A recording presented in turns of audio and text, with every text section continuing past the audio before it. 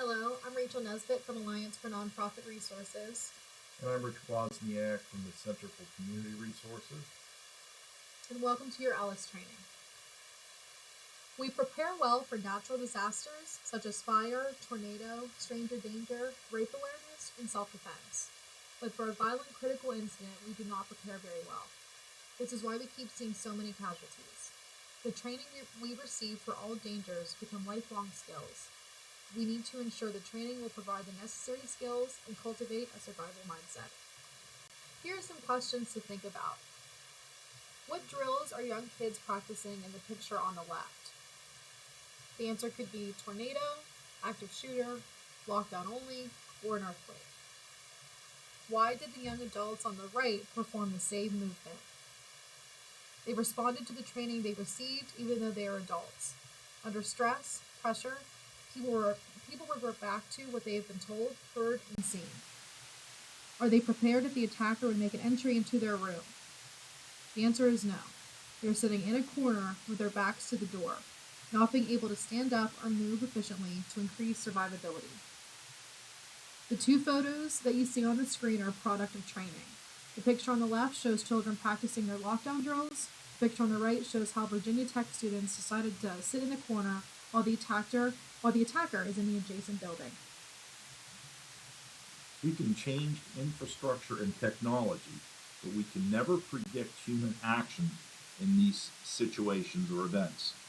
The range, or maybe more specifically, the time a person will fire a weapon is between 0.19 to 0.31 seconds on average. Maybe a little bit more specifically, a shot will be fired every 4 to 15 seconds.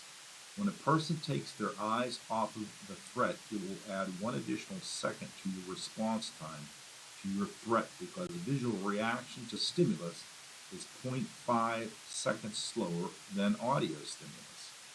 The human reaction to an expected situation is between 0.7 to 0.8 seconds. Reaction to an unexpected situation takes 0.15 to 1.6 seconds. This is 2 times longer than the expected situation. The shooting is typically over before help arrives 60% of the time. This slide represents the timeline of option-based strategies. The ALICE program developed by Greg Crane in 2001 is the first program that taught option-based strategies in the United States. This start made ALICE the pioneers of option-based strategies. In 2008, Homeland Security National Tactical Officer Association in Fairfax, Virginia, and a retail group came together and developed a program of the 3 outs: get out, hide out, and take out. This was the government's first approach at option-based strategies. In 2009, the International Association of Police wrote Guide for Preventing and Responding to School Violence. This document states that lockdown alone is not enough. You need to have options. In 2010, the NYPD performed a study on active shooter incidents, which found the recommendation is an option-based strategy for response. In 2013, government entities came together and developed the Guide for Developing High-Quality Emergency Operations Plans. This document states option-based strategies are needed. In 2015, the Interagency Security Committee recommended a blended approach in delivering active shooter training to government offices. This supports the blended approach that ALICE provides. No new option-based strategies documents were printed after 2015.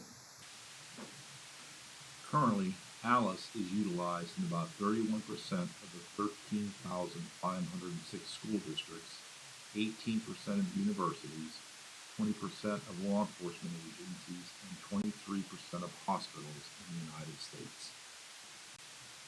Do you think saying it won't happen here is reality or a fallacy? The answer is fallacy. As seen in this slide, a violent critical incident can and has happened anywhere we go in our community.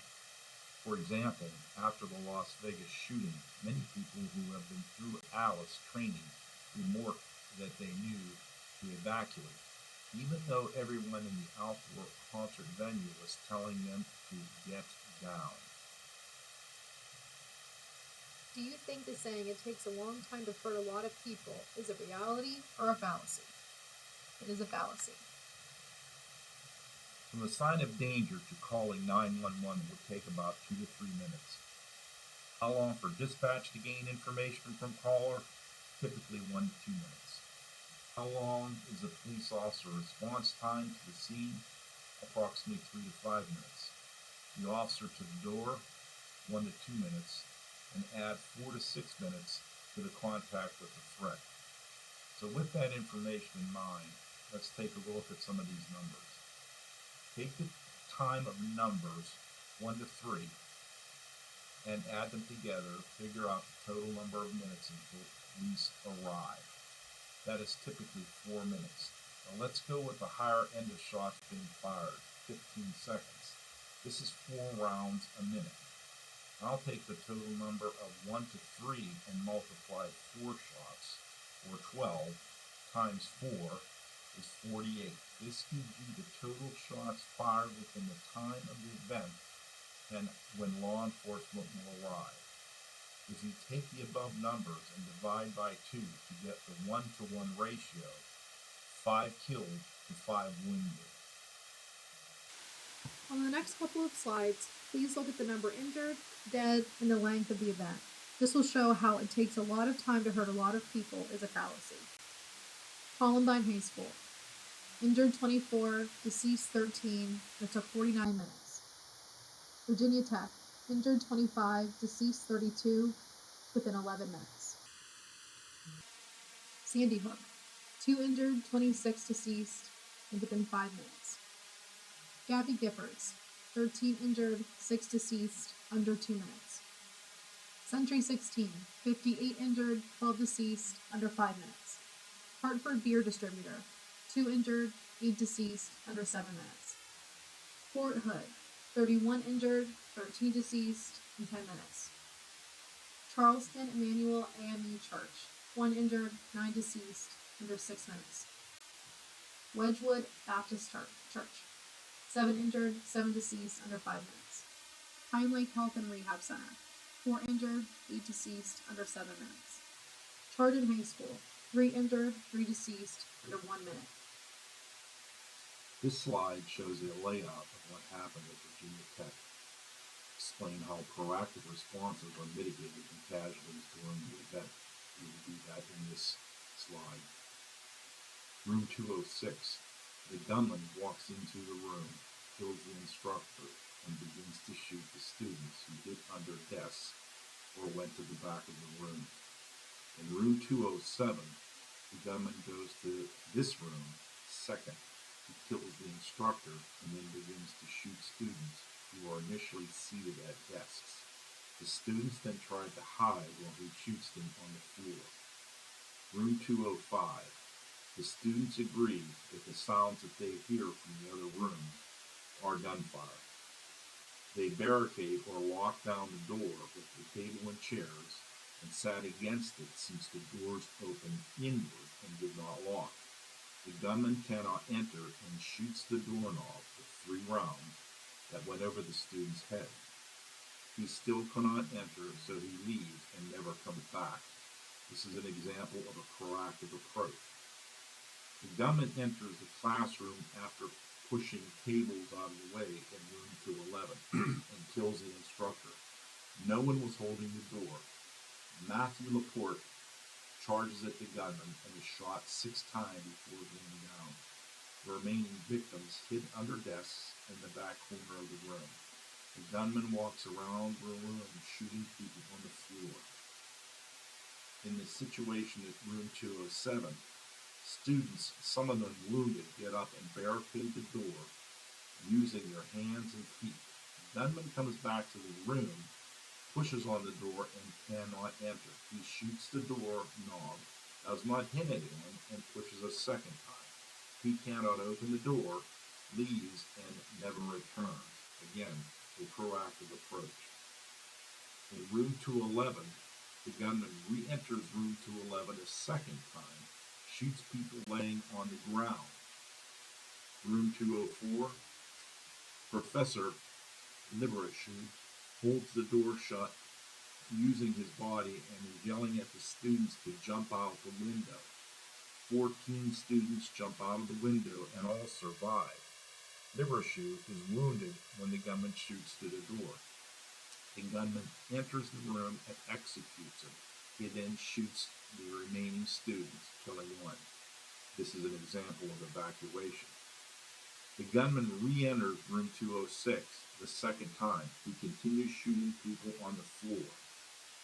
Finally, in room 211, the gunman enters the room a third time, shooting people on the floor. Investigators believe LaPorte is the last one shot in the back of the head and is the last victim before the gunman commits suicide. 75% of the students survived with a proactive approach. ALICE is a proactive approach program that provides additional options beyond a single responsive lockdown. In these events, we almost always have the advantage of numbers. The ALICE program is not linear. What strategies someone uses is based off of where the attacker is at the time of the event. For example, if the attacker is in the room, you will not want to lock down. You may use either evacuate or counter to start your survival process. If the attacker is farther away from you, you may use evacuate. If they are down the hall, you may start with lockdown, barricading, and controlling the door. The ALICE program is based on human response to stress and distraction research. There is no right answer. Decide on your best option or options and commit to them. ALICE stands for Alert, Lockdown, Inform, Counter, and Evacuate. The A stands for Alert. Alert is the first notification of danger you receive. You may hear a PA announcement. You may receive an alert through sensory input, such as sounds, like gunfire or screaming, or through sight, like running people or the actual attacker. You may get a text or an emergency notification, or a post may be made to an electronic bulletin board, depending on your work situation. When groups use code words, color codes, or colored place cards to communicate information during an emergency, they're only effective if all partners agree to their meaning and everyone is trained in the system and is able to remember those codes under stress. For example, if a school district or business uses terminology such as code red or code silver to indicate a lockdown, a new student, employee, or substitute teacher in the facility may not know what that code means. They may not be trained on the required response procedures. Furthermore, everyone would have to be able to recall the process in code under stress. It is impossible to ensure every present visitor, vendor, guest, substitutes, etc. will know or remember the code's significance. This video is from a hospital in North Logan, Utah, in May of 2014. Notice how long it takes to make the alert and that the alert is made in code.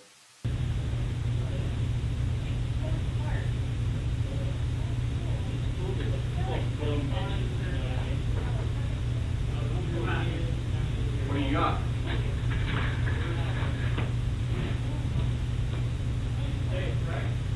Who? Uh-oh.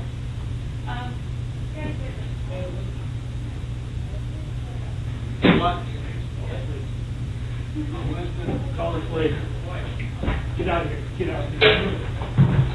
Okay.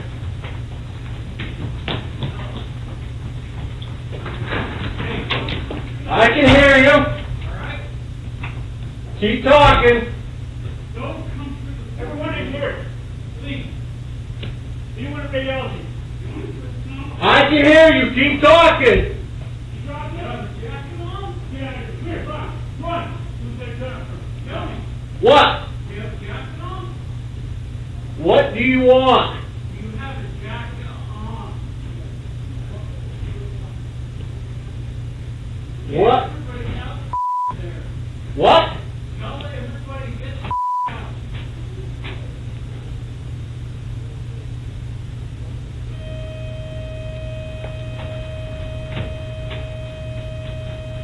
Hello? You hear me?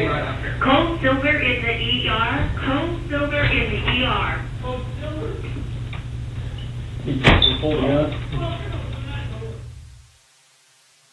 What would you think if you ever heard code silver? Would anyone in the facility that is not a staff member know what's going on? Would the announcement have stopped visitors from entering the ER? Here's another example of alert. Think about those previous questions just asked.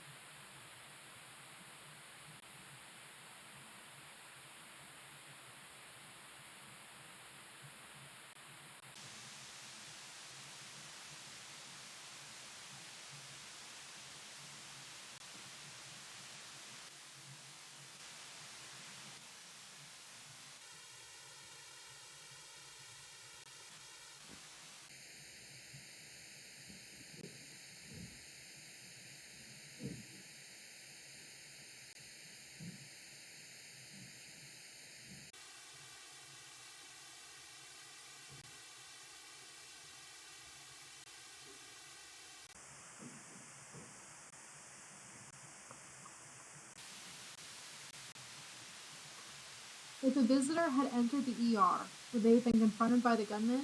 If they were shot, would the fact that the hospital failed to notify the visitor of the danger in a language that the visitor would understand instead of code silver cause the hospital to be found negligent? Within your organization, think about some ways that would be an appropriate way to send an alert signal.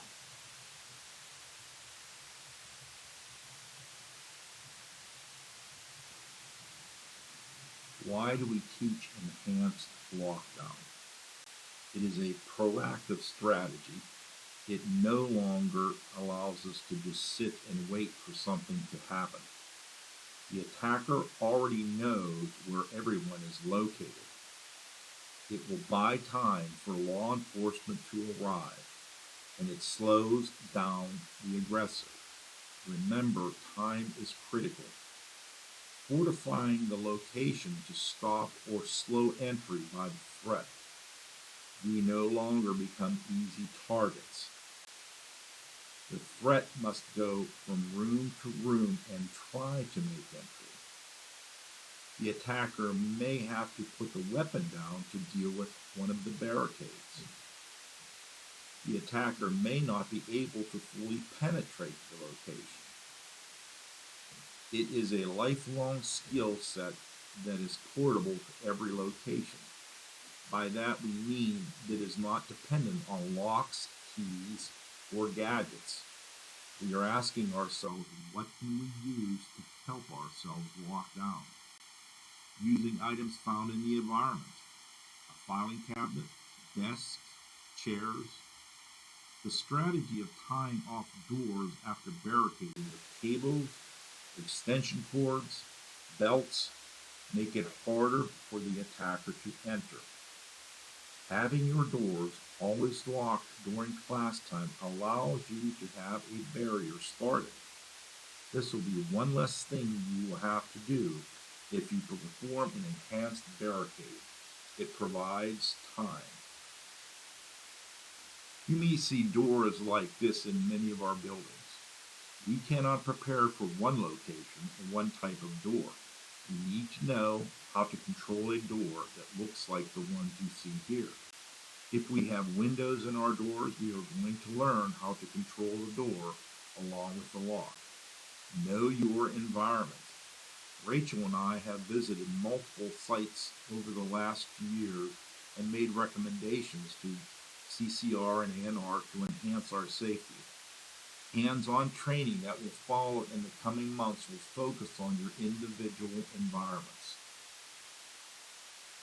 Can glass be defeated? The answer is yes, it can and it has. On the screen you see 4 pictures of incidents where the glass was defeated and the attacker made entry. Number 1, Columbine. Unlocked doors still breached by shooting them open. Number 2, Sandy Hook. Gunman breaches entire building. Number 3, Hastings. Gunman breaches 3 locked classroom doors, but no casualties due to him placing the wrong ammunition in the weapon. Number 4, Red Lake. Gunman breaches window in the wall to enter the classroom. The first picture you see shows a good barricade, which will give you time. However, notice the door opens outward. If you do not control the door, it can still be opened. Picture 2 shows the door opening inward, but it is bookshelfed by itself. Is that enough? It is a good starting point, but you still want to add more to that. Heavy furniture works well for barricading, if available. Remember, you typically have the advantage in numbers. Use this to your advantage. Work as a team. Use multiple ideas. Furniture, wood wedges, ropes, belts, hoses, desks. This is an image a student posted on Twitter. The student had been in Alice class earlier that night. The student said that the beauty of Alice training is that you get to use it 1 hour after you have it. During a shooting at Kent State University, the instructor had told the students to use the traditional lockdown. The students refused and barricaded the location. If you have outward swinging doors, place items around the handle, such as belts, cords, or clothing. Belt, zip ties, pieces of fire hose. These are all fortification options for you. Citizens often erect obstacles not knowing how to actually fortify a door and control it, as in the example of which way the door swings. It would be a good idea to have a barricade kit. Know the physical layout of your work and practice. Inform is a continuation of alert. It is providing a real-time information given out to the building occupants through whatever means possible. By providing real-time information to occupants, it allows them to stay abreast of the incident and allows the survival decision process to continue. Some important points of Inform include: it is okay to announce what you know. A proper Inform will allow law enforcement to get information inside the facility where radio communication may be spotty or non-existent. A proper Inform may confuse or frustrate the aggressor. Nothing you can say is something the aggressor doesn't already know. He knows who he is, where he is, and what direction he's going in and what he's doing. Continues to mitigate of casualties based on information. It may change people's responses. It may help decide best evacuation routes. It may assist in deciding whether a lockdown or evacuate process is needed. If you have expensive equipment, plan on how to involve its use during an event, not just as an evidence gatherer for a post-event. Think about what tools you have to inform occupants during a critical incident in your specific area. The counter strategy of Alice is not fighting. The counter strategy is about taking back control from the attacker. The decision is to disrupt the attacker from shooting accurately by using counter strategies as an individual choice. The counter strategies taught are age appropriate. If the participants are 7th grade or younger, the swarm technique would not be taught. The young ones do not have the size to control the attacker, but they can use the other techniques that will go over to disrupt the attacker's mental process of shooting accurately. You should never leave a safe area to confront an attacker. This technique can be deployed if the attacker is in your immediate area. The art of shooting accurately requires training and a multi-skill set. It is both mental and a physical activity. For example, anyone can hit a golf ball versus consistently getting it on the green. Think about if you've ever shot a weapon before. The first time you shot the weapon, did you hit the center of the target? Shooting accurately is both mental and physical. You can quickly and easily cause an interruption in the mental process of shooting accurately, which results in a lower standard of physical accuracy. This means more misses. The statistics of police-involved shootings show that the skill set needed to shoot accurately can be impacted. This is a primary reason police accuracy during live events is diminished. It is due to the impact on their physical and mental ability to shoot accurately. Here you can see an inverse relationship between a skilled law enforcement officer and low-skilled attacker. This inverse relationship exists due to the environment each of these two people enter. The law enforcement officer's environment is very dramatic and chaotic. There's movement and stimulus coming at him or her during the whole event. The attacker's environment is not as chaotic or dynamic. He has no stimulus coming at them. What do you think would happen to the attacker's hit rate if his and her environment was dynamic and chaotic? The answer is his accuracy will go down. As mentioned, shooting accurately is a physical and mental activity. Discuss how the counter strategy interferes with the ability to engage and complete those skills, which interfaces with the skill set of actively shooting correctly. This almost certainly leads to less accurate shooting, and sometimes even creates an environment where the brain can't even complete the physical act of pulling the trigger due to so much stimulus requiring OODA loops. Interrupter tools are noise, movement, distance, and distractions.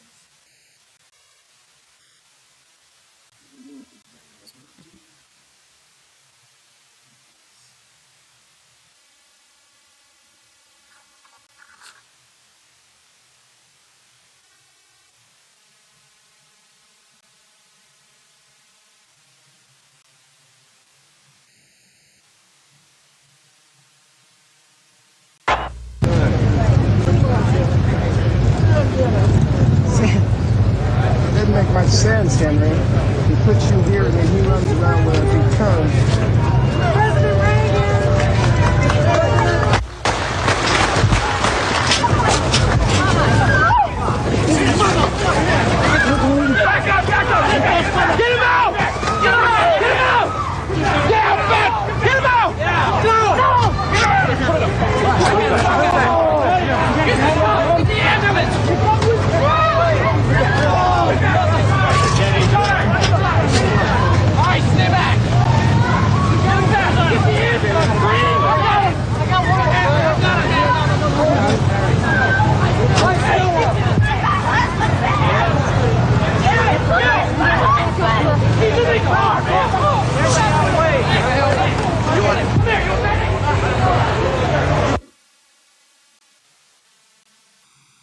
For 2.9 seconds, the shooter was in control. Control was taken back by the good guys without a single shot fired.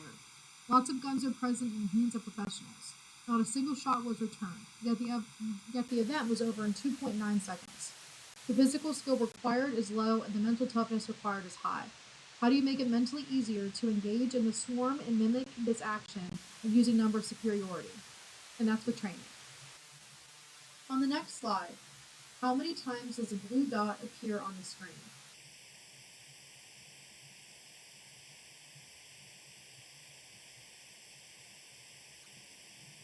The answer is 11. Good job. Many of you probably came up with that correct answer. Now let's take it up a notch.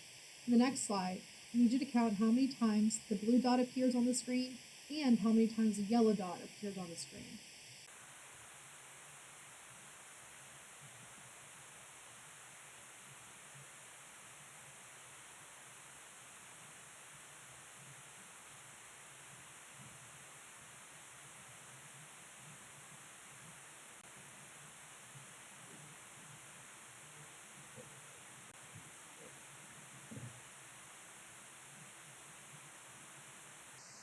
The answer is 11 blue and 11 yellow. Most of you gave up based on your brain being overstimulated by doing more than one thing. The brain cannot multitask effectively due to the speed/time required for your brain to process the information. We will go over these activities a little bit more in depth in person. Evacuation is not a new strategy. This is the current standard response protocol used for many dangerous events such as fire, bomb threats, and the smell of smoke or gas. Moving away from danger should always be an option.